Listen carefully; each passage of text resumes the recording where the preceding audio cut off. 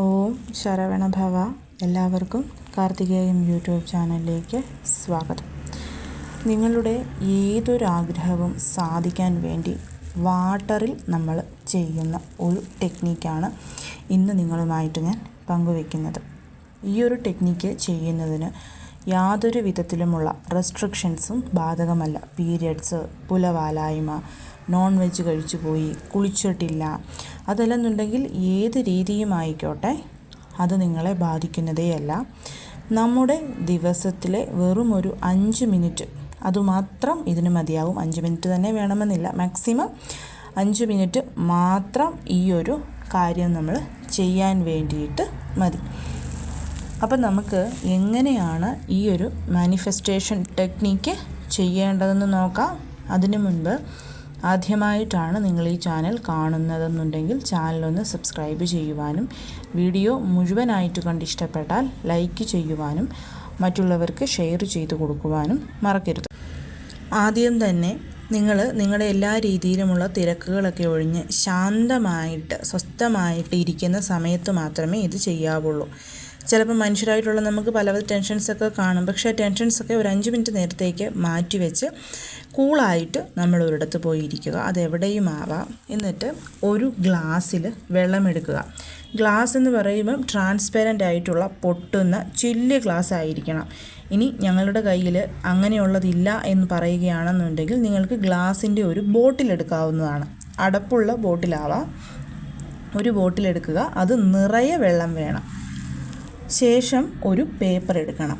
Lines ഒന്നുമില്ലാത്ത ഒരു paper. ആ പേപ്പർ എടുക്കുമ്പം ആ ഒരു ഗ്ലാസിൻ്റെ നീളത്തിന് വേണം നമ്മളത് കീറിയെടുക്കാൻ. ആ ഗ്ലാസിൻ്റെ ആ ഒരു നീളം ഗ്ലാസിൻ്റെ നീളത്തിനെക്കാട്ടിലും കുറയരുത്, ഒരുപാട് കൂടുകയും ചെയ്യരുത്.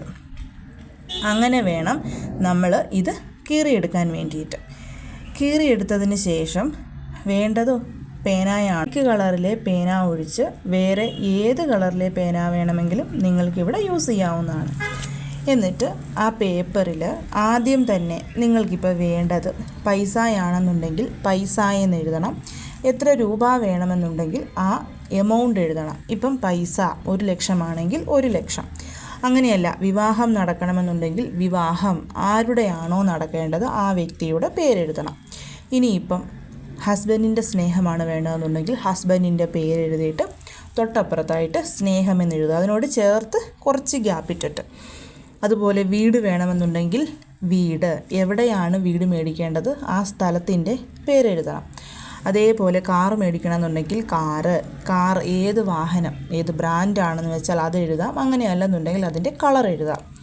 അങ്ങനെ എന്താണോ നിങ്ങൾക്ക് ആവശ്യം ആ ആവശ്യവും അതിനെ സ്പെസിഫൈ ചെയ്യുന്ന എന്തെങ്കിലും ഒരു കാര്യവും അതിൻ്റെ ഓപ്പോസിറ്റായിട്ട് നേരെ തന്നെ നമ്മൾ എഴുതണം. അതിനുശേഷം അത് കിട്ടിയാൽ നമ്മൾ എന്തൊക്കെ ചെയ്യും എന്നുള്ളത്. ഇപ്പോൾ ഉദാഹരണം പറഞ്ഞു കഴിഞ്ഞാൽ പൈസ 1 ലക്ഷം എന്ന് എഴുതിയെങ്കിൽ ആ 1 ലക്ഷം രൂപ നമ്മുടെ കയ്യിൽ കിട്ടിയാൽ, എൻ്റെ കയ്യിൽ കിട്ടിയാൽ ആ 1 ലക്ഷം രൂപ കൊണ്ട് ഞാൻ ഇന്ന കാര്യങ്ങൾ ചെയ്യും. ഇപ്പം നിങ്ങളൊരു 10 ലക്ഷമാണ് എഴുതുന്നതെന്നുണ്ടെങ്കിൽ ആ 10 ലക്ഷം രൂപയിൽ ഒരു 5 ലക്ഷം രൂപ ഞാൻ ഇൻവെസ്റ്റ് ചെയ്യും. അല്ലെങ്കിൽ അതിൽ നിന്ന് കുറച്ച് പൈസ എടുത്തൊരു കാറ് മേടിക്കും. അങ്ങനെ കാര്യം. ഇനിയിപ്പോൾ വിവാഹമാണെന്നുണ്ടെങ്കിൽ വിവാഹം കഴിക്കുന്ന ആളുടെ പേരെഴുതിയിട്ട് ഇന്ന സ്ഥലത്ത് വെച്ച് ഇന്ന രീതിയിലുള്ള ഒരു പെൺകുട്ടിയെ അല്ലെങ്കിൽ ആൺകുട്ടിയെ ഞാൻ വിവാഹം കഴിക്കും അല്ലെങ്കിൽ കഴിച്ചു. അങ്ങനെയുള്ള കാര്യങ്ങൾ. വിവാഹം ഇന്ന സ്ഥലത്ത് വെച്ച് നടത്തും, ഈ കളറിലെ ഡ്രസ്സ് ധരിക്കും. അങ്ങനെ ഒരു വിവാഹത്തെക്കുറിച്ചുള്ള സങ്കല്പങ്ങൾ. ഇപ്പോൾ വീടാണെന്നുണ്ടെങ്കിലും ഇന്ന സ്ഥലത്ത് വീട് വെക്കും, ആ വീട്ടിൽ ഇത്ര മുറി ഉണ്ടായിരിക്കും, ഇത്ര സ്ക്വയർ ഫീറ്റ് ആയിരിക്കും. കാറാണെന്നുണ്ടെങ്കിലും ഇന്ന കളറിലെ കാറ് ഞാൻ വാങ്ങിക്കും, ആ കാറിൽ മുൻപിൽ ഞാനും എൻ്റെ ഹസ്ബൻഡും പുറകിൽ ഞങ്ങളുടെ മക്കളുമായിട്ട് ഞങ്ങൾ യാത്ര പോകും, ആ കാർ ഇന്ന അമ്പലത്തിൽ കൊണ്ടുപോയി പൂജിക്കും. അങ്ങനെയുള്ള കാര്യങ്ങൾ കുറച്ച് ഡീറ്റെയിൽ ആയിട്ട് നമ്മൾ എഴുതുക. അതായത് നമ്മുടെ ഉള്ളിലുള്ള നമ്മുടെ ആ സ്വപ്നങ്ങൾ അതേപോലെ നമ്മൾ ആ ഒരു പേപ്പറിലോട്ട് പകർത്തുകയാണ് ഇവിടെ ചെയ്യുന്നത്. അപ്പോൾ ആദ്യം അതിനെ സ്പെസിഫൈ ചെയ്യുന്ന ആ 2 വാക്കുകൾ കറക്റ്റായിട്ട് എഴുതണം. ഇനിയിപ്പോൾ എവിടെയെങ്കിലും അഡ്മിഷൻ കിട്ടുകയാണ് മക്കൾക്കെന്നുണ്ടെങ്കിൽ ആ അഡ്മിഷൻ എന്ന് എഴുതിയിട്ട് അഡ്മിഷൻ കിട്ടേണ്ടുന്ന ആളുടെ പേരെഴുതണം. പേരെഴുതിയതിന് ശേഷം ഇന്ന സ്കൂളിൽ അഡ്മിഷൻ കിട്ടുകയാണെന്നുണ്ടെങ്കിൽ ഇന്ന രീതിയിൽ പഠിക്കും, ഇത്ര വർഷം കൊണ്ട് കോഴ്സ് കഴിയും, കോഴ്സ് കഴിഞ്ഞാൽ ഇന്നടത്ത് നമ്മൾ ജോലിക്ക് പോകും. അങ്ങനെയുള്ള കാര്യങ്ങൾ. ഇനിയിപ്പോൾ പിണക്കമാണെന്നുണ്ടെങ്കിലും എന്താണ് പറയുന്നത്, സൗഹൃദം എന്ന് എഴുതിയിട്ട് ആ പിണങ്ങിയിരിക്കുന്ന ആളുടെ പേര് എഴുതുക. അപ്പോൾ എൻ്റെ കൂട്ടുകാരി അല്ലെങ്കിൽ കൂട്ടുകാരൻ എന്നോട് മിണ്ടിയാൽ ഞങ്ങൾ ഇതുപോലെ കറങ്ങാൻ പോകും, ഞങ്ങൾ ഒന്നിച്ച് ഒരുപാട് സമയങ്ങൾ സ്പെൻഡ് ചെയ്യും, ഇഷ്ടമുള്ള സാധനങ്ങൾ വാങ്ങിച്ചു കൊടുക്കും, അങ്ങനെയുള്ള കുറേ കാര്യങ്ങൾ നമ്മൾ എഴുതുക. അപ്പം എന്താവശ്യമാണെങ്കിലും ആ ആവശ്യവും അതിനെ സൂചിപ്പിക്കുന്ന ഒരു വാക്കും കൂടി നമ്മൾ എഴുതിയിട്ട് വേണം നമ്മുടെ ഈ ആഗ്രഹങ്ങൾ നമുക്ക് എഴുതാം. അതിന് ഈ പറയുന്നത് പോലെ ഇത്ര സെൻറ്റൻസസ് ഒന്നുമില്ല. ആ ഒരു പേപ്പർ കംപ്ലീറ്റ് നിറച്ച് നമുക്ക് എഴുതാം. ഓപ്പോസിറ്റ് സൈഡിൽ എഴുതാൻ പാടില്ല, ഒരേ ഒരു സൈഡിൽ എഴുതാവുള്ളൂ. അപ്പം ആ രീതിയിൽ നമ്മൾ എഴുതിയിട്ട് ആ പേപ്പർ നമ്മൾ ആ ഒരു ഗ്ലാസ്സിലെ വെള്ളത്തിനകത്തോട്ട് മുക്കിയിടുക. അപ്പോൾ മുക്കി ഇറക്കി വെക്കേണ്ട. അപ്പോൾ ആ ഗ്ലാസിൻ്റെ നീളത്തിൽ നമ്മൾ മുറിച്ചെങ്കിൽ ആ ഗ്ലാസിൻ്റെ നീളത്തിൽ തന്നെ അതിനകത്തോട്ട് നമ്മളങ്ങ് ഇറക്കി വെച്ചാൽ മതി. ഇനിയിപ്പോൾ നിങ്ങൾ മുറിച്ച പേപ്പറിന് കുറച്ച് നീട്ടം കൂടുതലുണ്ട്, അത് വെളിയിലോട്ടുണ്ടെന്നുണ്ടെങ്കിൽ അത് അങ്ങനെ തന്നെ നിന്നോട്ടെ, അതൊന്നും ചെയ്യേണ്ട. അത് ജസ്റ്റ് ആ വെള്ളത്തിനകത്തോട്ട് വെക്കുക എന്നുള്ളൊരൊറ്റ കാര്യം മാത്രമേ ഉള്ളൂ. അതിനുശേഷം ആ ഒരു ഗ്ലാസ് നമ്മുടെ 2 കൈയിലും എടുത്ത് ഹോൾഡ് ചെയ്ത് പിടിച്ചിട്ട് നമ്മൾ ഈ എഴുതിയ ആഗ്രഹം അതേപോലെ ആ വെള്ളത്തിൽ നോക്കി പറയണം. നമ്മൾ അതിനകത്ത് എഴുതിയിട്ടുള്ള ആഗ്രഹങ്ങൾ നമ്മുടെ മൈൻഡിലുണ്ടല്ലോ, അപ്പോൾ അതേപോലെ വെള്ളത്തിൽ നോക്കി നമ്മൾ പറയുക. ഇനിയിപ്പോൾ നിങ്ങൾ ജെൽ പെൻ കൊണ്ട് മാർക്കറൊക്കെ കൊണ്ടാണ് എഴുതിയതെന്നുണ്ടെങ്കിൽ നമ്മളിത് വെള്ളത്തിനകത്ത് മുക്കുമ്പം ആ മഷി സ്പ്രെഡാവും ചിലപ്പം വെള്ളത്തിൽ. അങ്ങനെ ഒരു പ്രശ്നം വന്നു കഴിഞ്ഞാൽ അതൊന്നും ഒരു കുഴപ്പമുള്ള. നമ്മൾ പേപ്പറിൽ എഴുതുന്നു, നമ്മളത് വെള്ളത്തിലോട്ട് മുക്കുന്നു, അത്ര മാത്രമേ ഉള്ളൂ. അതിൻ്റെ അപ്പുറത്തേക്ക് അത് സ്പ്രെഡാകുന്നെന്നോ അങ്ങനെയുള്ളതൊന്നും നോക്കേണ്ട ആവശ്യമേ ഇല്ല. നമ്മൾ നമ്മുടെ ആഗ്രഹങ്ങൾ ആ വെള്ളത്തിൽ നോക്കി വിസ്പർ ചെയ്യുന്നു.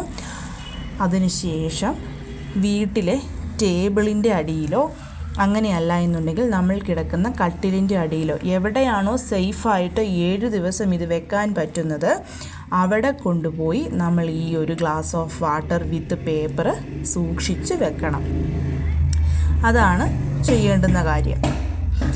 അപ്പം വീട്ടിൽ കുഞ്ഞു കുട്ടികളൊക്കെ ഉള്ളവരാണ് നിങ്ങൾ, അവർ തട്ടിക്കളയുമെന്നൊക്കെയുള്ള പേടിയുള്ളവർ, നിങ്ങൾ കുപ്പിക്കകത്തത് വെച്ചിട്ട് അടച്ച് മാറ്റി സൂക്ഷിച്ച് വെക്കാവുന്നതാണ്. ഇപ്പം നമ്മൾ ബെഡിൻ്റെ അടിയിലും മേശയുടെ അടിയിലൊക്കെ തൂക്കുമ്പം ഇത് തട്ടി വീഴാതെ, അതായത് ആ വെക്കുന്ന സ്ഥലത്തിന് സ്ഥാനചലനം ഉണ്ടാവരുത് 7 ദിവസം.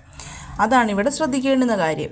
അപ്പം മക്കളൊക്കെ ഉള്ള വീട്ടിലാണെന്നുണ്ടെങ്കിൽ നിങ്ങളത് അനുസരിച്ച് ശ്രദ്ധിച്ച് വേണം വെക്കാൻ. ഒരിക്കലും ഇത് പൊക്കി വെക്കാൻ പാടില്ല. ഇത് നമ്മൾ മേശയുടെ അല്ലെങ്കിൽ ബെഡിൻ്റെ ടീപ്പോയുടെയൊക്കെ അടിഭാഗത്തായിട്ട് മാത്രമേ വെക്കാവുള്ളൂ. 7 ദിവസത്തേക്ക് നിങ്ങൾ ഈ എഴുതിയ കാര്യം ലെറ്റ് ഇറ്റ് ചെയ്ത് വെച്ചിരിക്കുക. അതായത് അതങ്ങ് മറന്നു കളഞ്ഞിരിക്കുക. ആസ് യൂഷ്വൽ നമ്മൾ വീടൊക്കെ ക്ലീൻ ചെയ്യുമ്പോൾ അത് കാണും, അതൊന്നും ഒരു പ്രശ്നമല്ല. പക്ഷേ നമ്മളത് വിട്ട് കളഞ്ഞേക്കുക. ആഫ്റ്റർ 7 ഡേയ്സ്, അതായത് നിങ്ങളുടെ ആഗ്രഹങ്ങൾ സാധിച്ചാലും ഇല്ലെങ്കിലും 7 ദിവസം കഴിയുമ്പം ആ ഒരു വെള്ളം എടുത്ത് നമ്മൾ ഏതെങ്കിലും ചെടിയുടെ ചുവട്ടിൽ ആ പേപ്പറോട് കൂടി തന്നെ ഒഴിച്ച് കളയണം. ഇപ്പം 2 ദിവസം കഴിയുമ്പം നിങ്ങളുടെ ആഗ്രഹങ്ങൾ സാധിച്ചാലും അതവിടെ തന്നെ ഇരുന്നോട്ടെ, നിങ്ങളൊന്നും ചെയ്യരുത്. 7 ദിവസം കഴിഞ്ഞ് 8ാമത്തെ ദിവസം വേണം നമ്മളതെടുത്ത് ഏതെങ്കിലും ചെടികളുടെ ചുവട്ടിൽ കൊണ്ട് ഒഴിച്ച് കളയാൻ. തീർച്ചയായിട്ടും 5 ദിവസത്തിനുള്ളിൽ തന്നെ എല്ലാവരുടെയും ആഗ്രഹങ്ങൾ സാധിച്ചിരിക്കും, അത് ഉറപ്പാണ്. അത്രമാത്രം പെട്ടെന്ന്, അതായത് വാട്ടർ മാനിഫെസ്റ്റേഷന് വളരെയധികം പവറുള്ളതാണ്. അപ്പം എല്ലാവരും ഇത് ചെയ്തു നോക്കണം. ഇത് ചെയ്യുന്നതിന് അങ്ങനെ ഇന്ന ദിവസം ഇന്ന സമയം എന്നൊന്നുമില്ല. ഏത് ദിവസവും ഏത് സമയത്തും എപ്പോൾ വേണമെങ്കിലും നമുക്ക് ചെയ്യാം. ആകെ വേണ്ടത് നമ്മുടെ വിശ്വാസവും 5 മിനിറ്റ് നമ്മുടെ സമയവും മാത്രമാണ്. എല്ലാവരെയും മുരുകൻ അനുഗ്രഹിക്കട്ടെ. ഓം ശരവണഭവ.